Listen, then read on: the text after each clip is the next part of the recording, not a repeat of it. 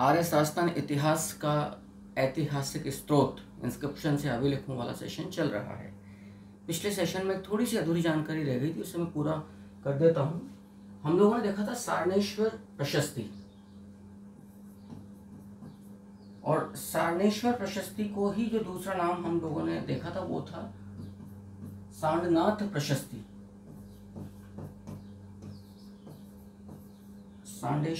सारणेश्वर प्रशस्ति, और इसी का जो दूसरा नाम आपने देखा था वो था असल में सारनाथ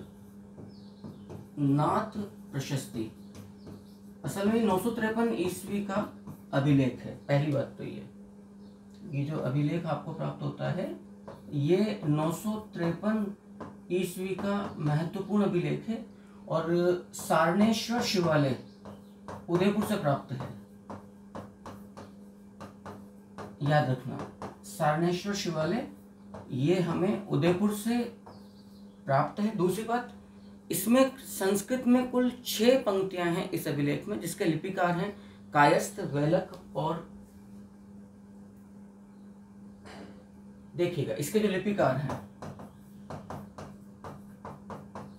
वो हैं कायस्थ एवं वेलक। ठीक है जी।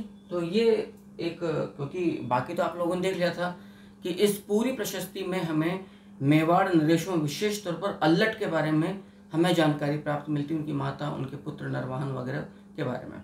चलिए नेक्स्ट हम आरंभ करते हैं इसी सीरीज में, क्योंकि अभिलेख थोड़ा सा वक्त लेंगे, और जितने महत्वपूर्ण अभिलेख है मैं आपको यहाँ पर एक पूरे आरएस की अप्रोच, या जब कॉलेज असिस्टेंट प्रोफेसरशिप या स्कूल लेक्चरशिप की हम जब बात करते हैं उसके मद्देनज़र मैं आगे बढ़ रहा हूँ।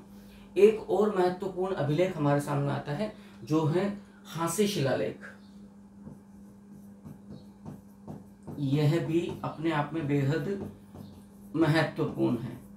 हांसी शिलालेख, हांसी शिलालेख जो है वो 1224 विक्रम संवत का है, और ये माघ शुक्ल पक्ष की 7वीं तारीख 1224 ईस्वी में हरियाणा का जो हांसी किला है हमें ये वहाँ से प्राप्त होता है। सबसे बड़ी बात ये कि ये चाहमान जो साम्राज्य था, चाहमान जो वंश था, अजमेर का, सांभर का, शाकंभरी का, सपादलक्ष जो भी आप कहें, उस नरेश पृथ्वीराज द्वितीय के बारे में ये महत्वपूर्ण जानकारी प्रदान करता है। वही पृथ्वीराज द्वितीय जिनकी महारानी थी सुहावा देवी, और जो पृथ्वीराज द्वितीय से नाराज होकर फिर मैनाल या महानाल चली गई थी, और वहाँ पर इसे जो सुहावा देवी है इन्हें चौहानों की रूठी रानी के नाम से भी पुकारा जाता है। फिर वहाँ पर आपने सुहावेश्वर शिवालय का निर्माण करवाया था। एक महत्वपूर्ण जानकारी और मिलती है, अमूमन जितने भी प्राचीन राजवंश है वो शिव के बड़े भक्त हैं, शिव और शक्ति के, स्पेशली शिव के।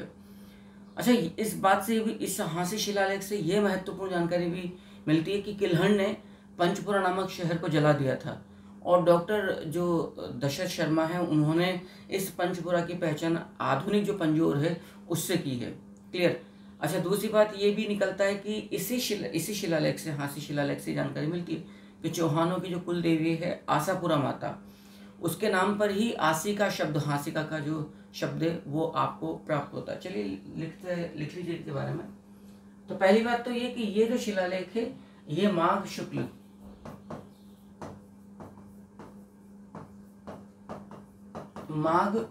की 7वीं जो तारीख है 1224 ईस्वी विक्रम संवत की अपन बात कर रहे हैं। ठीक है जी। तो ये उसका हमें प्राप्त होता है, और कहाँ से प्राप्त हो रहा है? हांसी किला हरियाणा से। क्लियर है जी।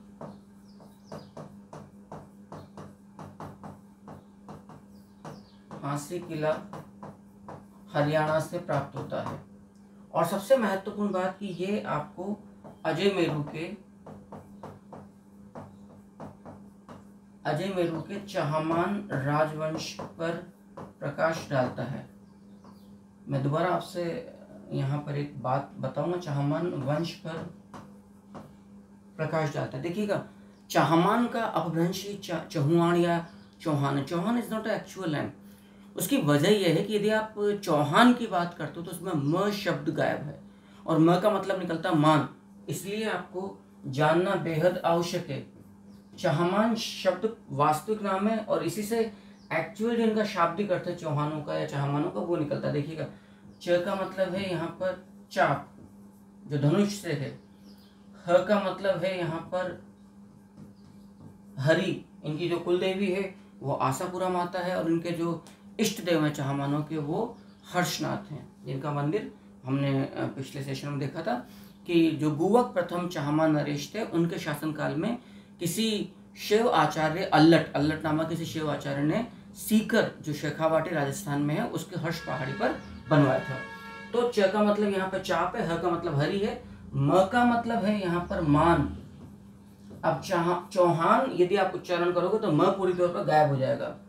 और न का मतलब है यहाँ पर नए। इस बात को आप लोगों को समझना होगा। मैं थोड़ा स्क्रीन आउट हो जाता हूँ, आप लोग आराम से इसके बारे में देख लीजिए और समझ लीजिए, फिर अपन अपनी बात को थोड़ा सा और आगे बढ़ाते हैं। तो अब यहाँ पर जो बात आती है हास्य शिलालेख से, वो क्या निकलती है? दो तीन बातें कि ये आपको ये जो राजवंश, ये जो अभिलेख है हास्य शिलालेख, ये अजय मेरू के पृथ्वीराज द्वितीय चौहान के बारे में जानकारी देता है। और हांसी का प्राचीन नाम, ये बात भी याद रखना, हांसी का प्राचीन नाम आसी का बतलाया जाता है। इसी अभिलेख से जानकारी मिलती है। ये बतलाता है कि असल में जो आसिका है ये चहमानों की कुल देवी आशापुरा के नाम पर, आशापुरा के नाम पर ये आसिका नाम पड़ा है। अब आशापुरा कौन है तो ये भी याद रखिएगा, चहमानों की कुल देवी। चहमानों की जो कुल देवी है वो है असल में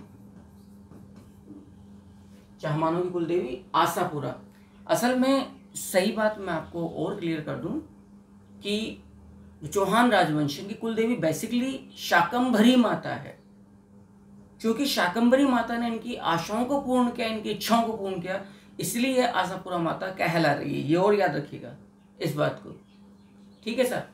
तो जो आसी का नाम निकल रहा है वो आशापुरा से। अब ये पृथ्वीराज द्वितीय चौहान के बारे में जो मैंने अभी आपसे चर्चा करी, तो इन सज्जन के बारे में जान लीजिएगा।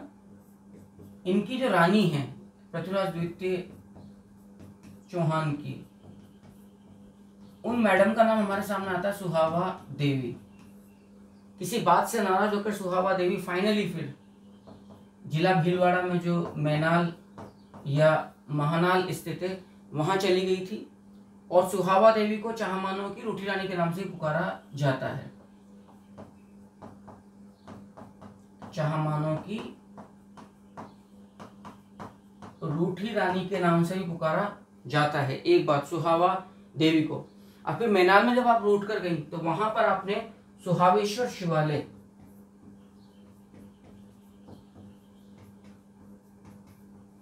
सुहावेश्वर शिवालय का निर्माण करवाया था, ये बात भी याद रखिएगा। तो हांसी शिलालेख जिसका प्राचीन नाम आसिका मिलता है, इस अभिलेख से एक और जानकारी मिलती है कि पृथ्वीराज द्वितीय चौहान ने, जो कि अजय मेरू के प्रतापी नरेश हैं, उन्होंने अपने किसी पूर्वज वास्तुपाल या वसंतपाल से मान सिद्धि का नामक हाथी प्राप्त किया था। तो पृथ्वीराज द्वितीय चौहान ने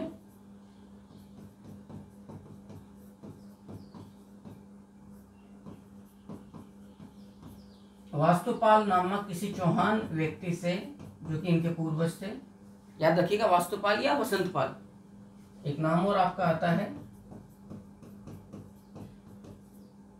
वसंतपाल नामक चौहान से मान सिद्धि का नामक हाथी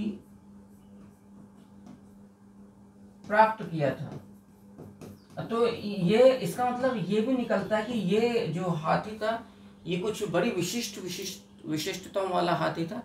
निश्चित तौर पर उस जमाने में जो किसी पशु की जो विशेषता होती थी, किसी जीव की, वो उसकी युद्ध में निर्णायक भूमिका निभाने वाली लड़ाकू योद्धा के जीव के रूप में थी। तो निश्चित तौर पर ये जो मान सिद्धि का हाथी था ये इन विशेषताओं से युक्त रहा होगा।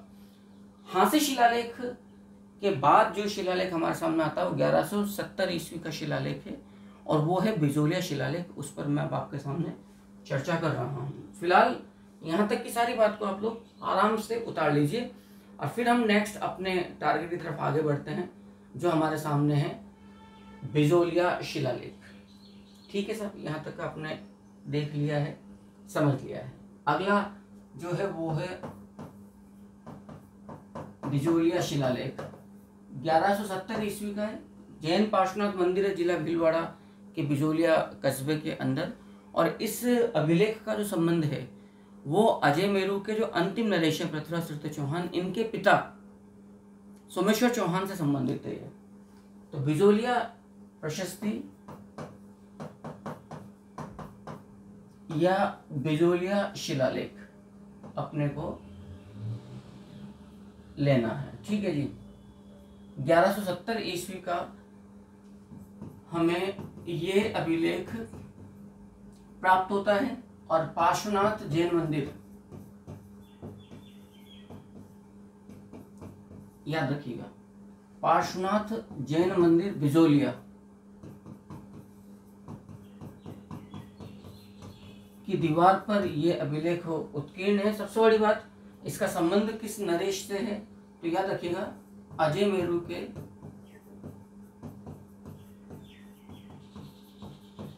सोमेश्वर चौहान ने इस प्रशस्ति को, सोमेश्वर चौहान ने इस प्रशस्ति को प्रतिष्ठित करवाया था। 1170 ईस्वी का यह अभिलेख है।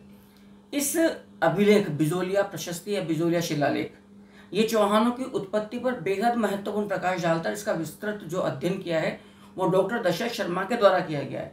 इस प्रशस्ति के जो रचयिता हैं वो गुणभद्र हैं, रचयिता गुणभद्र हैं, लेकिन उसे उत्कीर्ण यानी कि लेखन कार्य उसका उत्कीर्ण करना वो गोविंद के द्वारा किया गया है।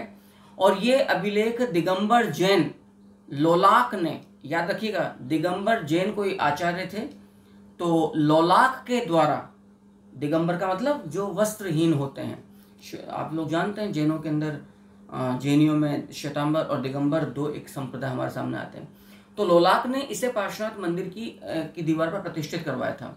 और इसका संबंध जो है वो अजय मेरू के चौहान नरेश सोमेश्वर चौहान, जिनकी पत्नी कर्पूरी देवी थी, कलचुरी वंश की, जबलपुर के आसपास के, पुत्र पृथ्वीराज तृतीय चाहमान है। ठीक है। इस भाषा इसकी संस्कृत लिपि है और इसमें कुल 13 पद्य और 32 श्लोक हैं। तो याद रखिएगा इसकी जो लेखक जो रचयिता हैं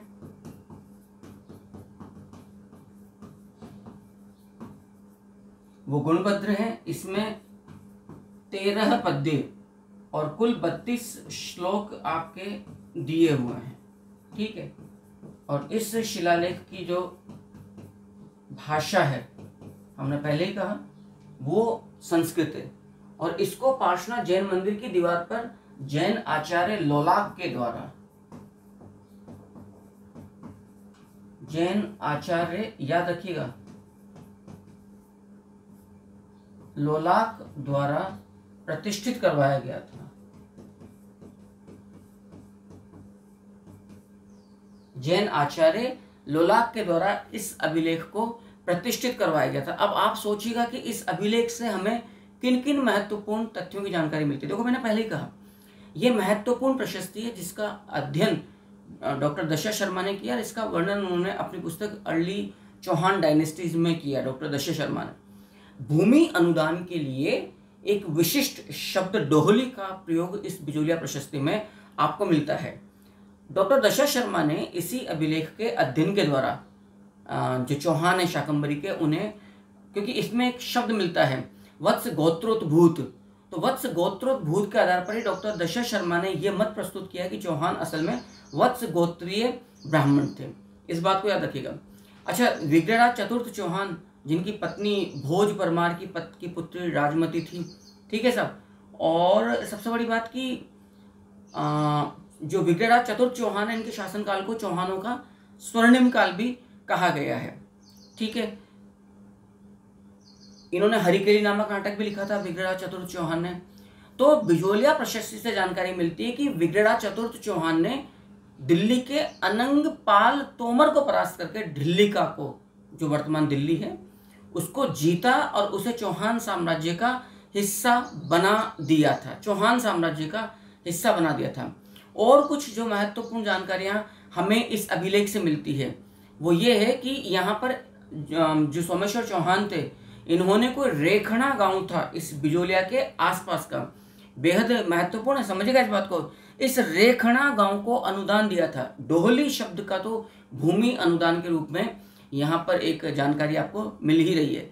सोमेश्वर चौहान की एक बड़ी ही शानदार उपाधि है जो बिजोलिया प्रशस्ति से प्रताप लंकेश्वर के रूप में हमें प्राप्त होती है। अब आप आइडिया लगाइएगा कि बिजोलिया, अच्छा बिजोलिया का जो उल्लेख मिल रहा है वो विंध्यवल्ली के रूप में मिल रहा है, तो राजस्थान के प्राचीन काल के नगरों के बारे में भी बड़ी महत्वपूर्ण जानकारी हमें इसी अभिलेख से मिलती है। क्या क्या जानकारियां मिल रही हैं जरा देखिएगा। एक शब्दावली का प्रयोग हो रहा है बिजोलिया प्रशस्ति में, डोहली। अब असल में डोहली क्या है? भूमि अनुदान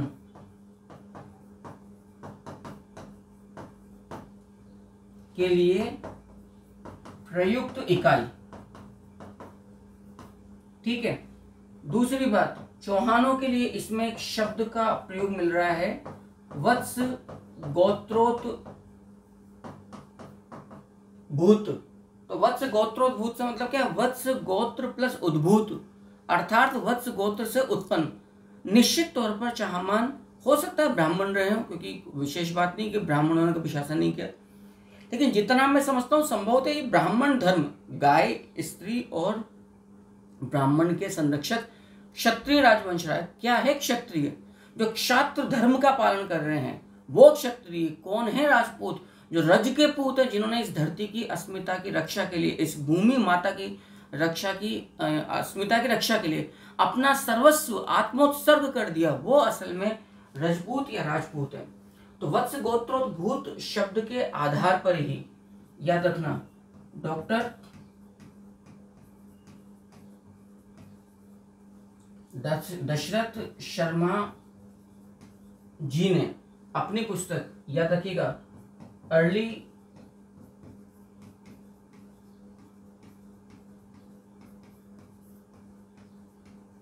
चौहान डायनेस्टीज में चौहानों को वत्स गोत्रीय ब्राह्मण बतलाया है। याद रखिएगा, चौहानों को वत्स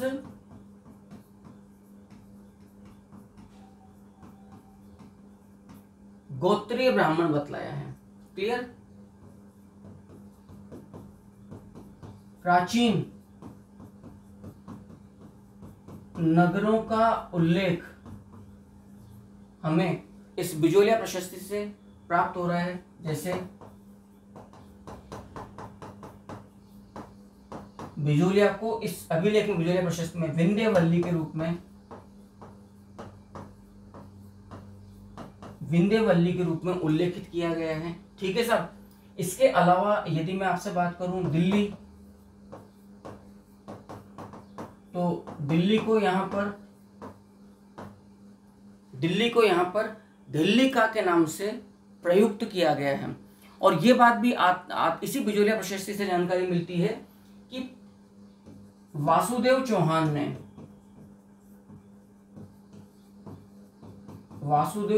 ने सांभर झील का निर्माण करवाया था।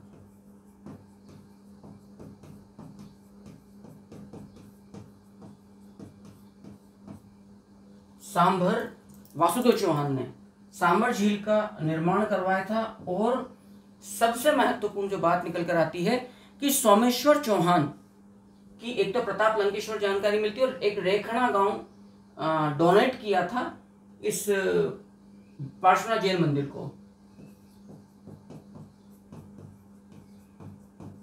तो सोमेश्वर चौहान ने रेखणा नामक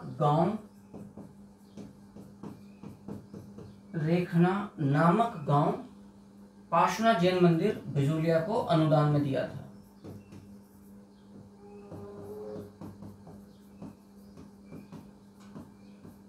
अनुदान में देने की वजह कि इस गांव के की आय से खर्चा चलता रहे, जो सुचारू क्रियान्वयन रहे संपूर्ण मंदिर के प्रशासन का।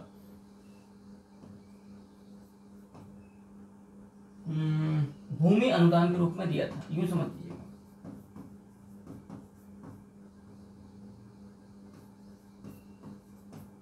ठीक है। सोमेश्वर चौहान को इस अभिलेख में प्रताप लंकेश्वर, बेहद महत्वपूर्ण है, प्रताप लंकेश्वर की उपाधि से नवाजा गया है। और सबसे बड़ी बात यह है कि इस अभिलेख से जो आपको और जानकारियां चाहमानों के रूप में मोटे तौर पर अपन ने ले ही लिया है। प्रताप लंकेश्वर, ये भी लिख लीजिए, इंपॉर्टेंट है।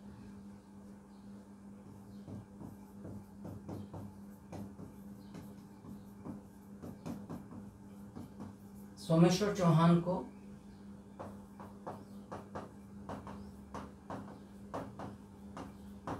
प्रताप लंकेश्वर उपाधि से संबोधित किया गया। अब आप आइडिया लगाइएगा, क्या पॉसिबल है जब हम ऑफलाइन जब क्लासेस या कोचिंग्स में जाते हैं वहां पर इतनी विस्तार से हमें जानकारियां उपलब्ध हो जाएं?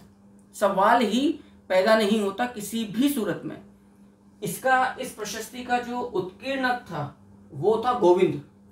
रचयिता तो गुणभद्र हो गया और उत्कीर्णक है गोविंद। स्क्रीन आउट हो जाता हूं मैं कुछ सेकंड्स के लिए, आराम से आप इसे पॉज करिए और चीजों को फिर विस्तार से आगे की तरफ देख लीजिए। नेक्स्ट कुछ और महत्वपूर्ण अभिलेख है जिन्हें अपन लेते हैं। यहाँ तक का आई थिंक आप लोगों ने बहुत इत्मीनान से चीज़ों को समझ लिया है। हमने जब इन अभिलेखों की शुरुआत करी थी तब मैंने शुरुआत में कहा था कि देखिए राजस्थान का सबसे प्राचीनतम जो अभिलेख है वो बरलीग्राम अभिलेख है, और बरलीग्राम अभिलेख ही राजस्थान का सबसे प्राचीनतम ब्राह्मी लिपि का भी अभिलेख है। लेकिन फारसी लिपि का जो अभिलेख है वो है असल में अजमेर लेख।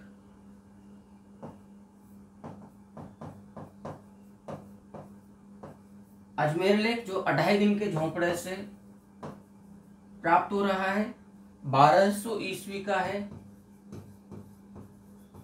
1200 ईस्वी का है, और जो राजस्थान की प्रथम मस्जिद है 2.5 दिन का झोंपड़ा अजमेर, वहां से प्राप्त हो रहा है। इसकी सबसे बड़ी बात क्या है, राजस्थान में फारसी भाषा का, राजस्थान में फारसी भाषा का सबसे प्राचीन अभिलेख है। राजस्थान में फारसी भाषा का सबसे जो प्राचीन अभिलेख है, याद रखिएगा, वो है 2.5 दिन का झोंपड़ा लेख या अजमेर लेख। आप एक बात को आइडिया लगाइएगा, विग्रहराज चतुर्थ चौहान जिसके बारे में बार बार चर्चा हो रही है, इनका जो शासनकाल है वो है 1158 से लेकर 63 तक, 63 तक। और विग्रहराज चतुर्थ चौहान का जो शासनकाल है वो चौहान साम्राज्य का स्वर्णिम काल कहलाता है। आपने हरिकेली नामक नाटक लिखा, आपने अनंगपाल तोमर से दिल्ली को जीता। देखिए ये चीज मैंने पहले जी, यहाँ एक बिजोया प्रशस्ति से जानकारी मिलती है, ये महत्वपूर्ण है। से क्या महत्वपूर्ण जानकारी मिलती है जरा उसे देख लीजिएगा आप लोग। से आपको जानकारी मिलती है कि विग्रहराज चतुर्थ चौहान, जिन्हें बीसल देव भी पुकारा गया है, ने अनंगपाल तोमर को परास्त करके उनसे ढिल्ली का अर्थात दिल्ली छीन कर उसे चौहान साम्राज्य का हिस्सा बनाया था। और यहां पर इन्हीं विग्रहराज चतुर्थ चौहान, जिनकी रानी हमें भोज परमार की पुत्री राजमती दिखती है, और इसी राजमती और विग्रहराज चतुर्थ चौहान यानी कि बीसल देव, जिन्होंने बीसलपुर कस्बा, बीसल सागर बांध टोंक में बनवाए, इनके दरबारी साहित्यकार सोमदेव सूरी, जिन्होंने ललित विग्रहराज नामक नाटक लिखा है। तो अनंगपाल तोमर से आपने दिल्ली छीना। इन्होंने विग्रहराज चतुर्थ चौहान ने अजयमेरू के अंदर एक संस्कृत महाविद्यालय बनवाया था, सरस्वती कंठाभरण। और इसी सरस्वती कंठाभरण की दीवारों पर हरिकली नामक नाटक, जो शिव की स्तुति पर एक संस्कृत नाट्य रचना है, उत्कीर्ण करवा दिया था ताकि विद्यार्थी उन्हें पढ़ें। 1192 ईस्वी में जब Qutubuddin Aibak, he was the commander in chief of Mohammad Ghori, 1192 ईस्वी में जब मोहम्मद गोरी के हाथों निर्णायक हार का सामना करना पड़ा, ना केवल पृथ्वीराज तृतीय चौहान अपितु अजमेर और संपूर्ण हिंदुस्तान के भाग्य का, इसीलिए तराइन द्वितीय युद्ध को हमने हिंदुस्तान का निर्णायक युद्ध भी कहा है। और फिर इस पराजय के पश्चात तुर्कों का, मोहम्मद गोरी, कुतुबुद्दीन ऐबक वगैरह, इन तुर्कों का संपूर्ण उत्तरी भारत पर एक प्रकार का एक क्षत्र आधिपत्य स्थापित हो गया, जिनमें अजमेर तो खैर केंद्र था ही इन तुर्कों का। तो कुतुबुद्दीन ऐबक ने फिर कालांतर में इसी समय अवधि में इस संस्कृत महाविद्यालय सरस्वती कंठाभरण को तुड़वाया क्या, उसे कन्वर्ट कर दिया एक तरह से राजस्थान की प्रथम मस्जिद अढ़ाई दिल के झोंपड़े में। मूल बात यह है। तो वहां पर जो एक अभिलेख लगा हुआ है, अजमेर लेख, वो राजस्थान में फारसी भाषा का सबसे प्राचीन अभिलेख है। तो इस अढ़ाई दिन के झोंपड़े को, ये भी बात को याद रखिएगा हम, राजस्थान की प्रथम मस्जिद, राजस्थान की प्रथम मस्जिद के नाम से ही पुकारते हैं। ठीक है साहब। अब एक और अभिलेख अपने को प्राप्त होता है मेवाड़ से, ये वो नांदे समा सूर्य मंदिर है, 1222 ईस्वी का ये लेख है, नांदे समा लेख। तो नांदे समा सूर्य मंदिर है मेवाड़ में, वहां से प्राप्त हुआ है। और इसमें रावल जैत्र सिंह, जो मेवाड़ का गोहिल नरेश है, जिसे रण रसिक भी कहा गया है, डॉक्टर दशरथ शर्मा ने तो रावल जैत्र सिंह के शासनकाल को मध्यकालीन मेवाड़ का स्वर्णिम काल भी पुकारा है, उस पर प्रकाश डाला है। तो एक और अभिलेख मैं आपके सामने ले रहा हूं,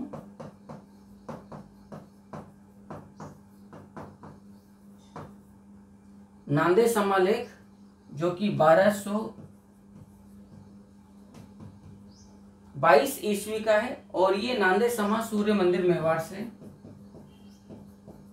नांदे समा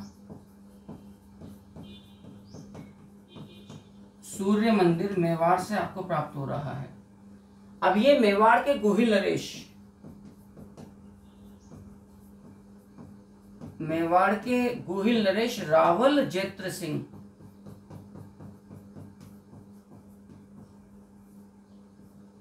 रावल जैत्र सिंह पर प्रकाश डालते हुए बतलाता है कि रावल जैत्र सिंह की राजधानी नागदा थी।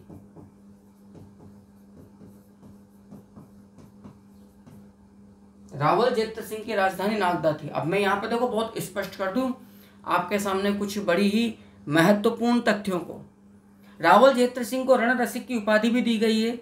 रावल जैत्र सिंह के जो पुत्र हैं रावल तेज सिंह, उन्हें उभापति वरलब्ध प्रौढ़ प्रताप कहा गया है। रावल जैत्र सिंह ने दिल्ली के 7 सुल्तानों का शासन देखा था। और डॉक्टर दशरथ शर्मा ने अपनी पुस्तक के अंदर बहुत स्पष्ट तौर पर इस बात का उल्लेख किया, राजस्थान थ्रू दी एजेस नामक पुस्तक में, कि रावल जैत्र सिंह का शासन मध्यकालीन मेवाड़ का स्वर्णिम काल भी है। इन्होंने दिल्ली के सुल्तान इल्तुतमिश को 1227 ईस्वी के आसपास लड़े गए जिला राजसमंद में भूतला युद्ध में करारी शिकस्त पकड़ाई थी। दिल्ली सुल्तान बुरी तरह से हारा था। इस बात का उल्लेख जैन आचार्य जयसिंह सूरी ने अपनी पुस्तक हम्मीर मदमर्दन में किया है। याद रखिएगा इन तथ्यों को। तो इनकी जो राजधानी नागदा थी, जिस पर प्रकाश नांदे समा लेख डाल रहा है, वो नष्ट भ्रष्ट हो गई थी भूतला युद्ध में। जयसिंह सूरी ने अपनी रचना हम्मीर मदमर्दन, इसमें जो हम्मीर शब्द का प्रयोग हो रहा है वो असल में दिल्ली का सुल्तान अमीर इल्तुतमिश है, जिसका मान मर्दन किया गया। ये अलग बात है कि जयसिंह सूरी ने इस विजय का श्रेय रावल जैत्र सिंह को नहीं पकड़ाया, क्योंकि अब आप गुजरात के शासकों के अधीन थे जैन आचार्य जयसिंह सूरी साहब। लेकिन सच्ची बात यह है कि रावल जयत्र सिंह ने दिल्ली के मान का मर्दन किया, अहम को, दर्प को चूर चूर करके धूल में मिला दिया था। चूंकि जो राजधानी थी नागदा मेवाड़ की, वो नष्ट भ्रष्ट हो गई थी भूताला युद्ध में। फिर चित्तौड़ को अपनी नई राजधानी के रूप में स्थापित किया था, याद रखिएगा, रावल जयत्र सिंह के द्वारा। रावल जयत्र सिंह ने फिर चित्तौड़ को राजधानी बनाया। चित्तौड़ को प्राप्त किया था मान मौर्य मतलब चित्रांगद मौर्य से। याद रखिएगा इस बात को किसने?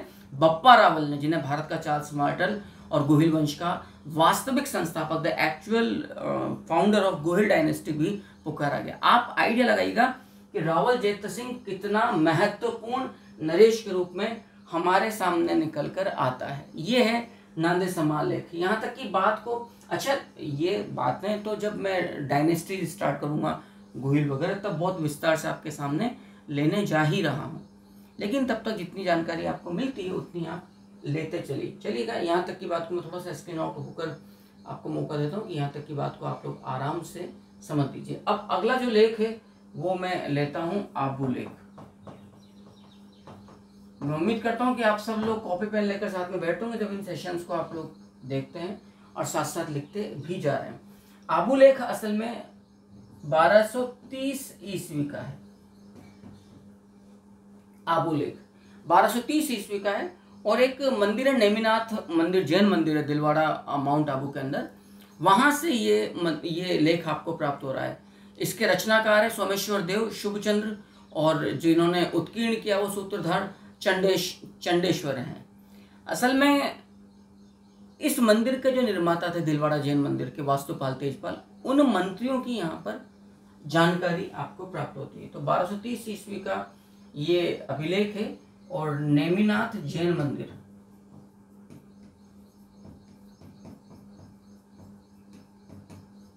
नेमिनाथ जैन मंदिर जो दिलवाड़ा कहाँ पर? माउंट आबू पर, माउंट आबू पर स्थित है, उस पर यह प्रकाश डालता है। याद रखिएगा आबू लेख दिलवाड़ा जैन मंदिरों के बारे में। अच्छा ये क्या प्रकाश डालता है आपको क्लियर कर दूं मैं। जो इस मंदिर के निर्माता थे वास्तुपाल तेजपाल, गुजरात के ये मंत्री थे, उन पर प्रकाश डालता है। इस लेख के जो रचनाकार हैं, लेखक, वो है असल में शुभचंद्र।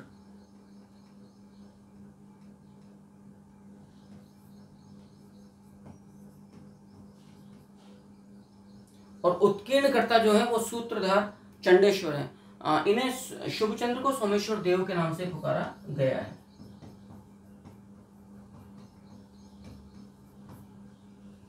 उत्कीर्णकर्ता जो है इस प्रतिष्ठित, इस जिन्होंने इसको पत्थर पर उत्कीर्ण किया वो है सूत्रधार चंडेश्वर।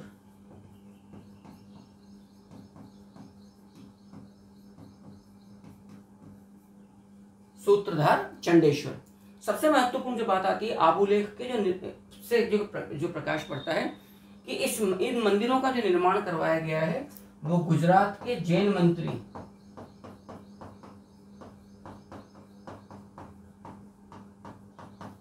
वास्तुपाल एवं तेजपाल द्वारा करवाया गया है। वास्तुपाल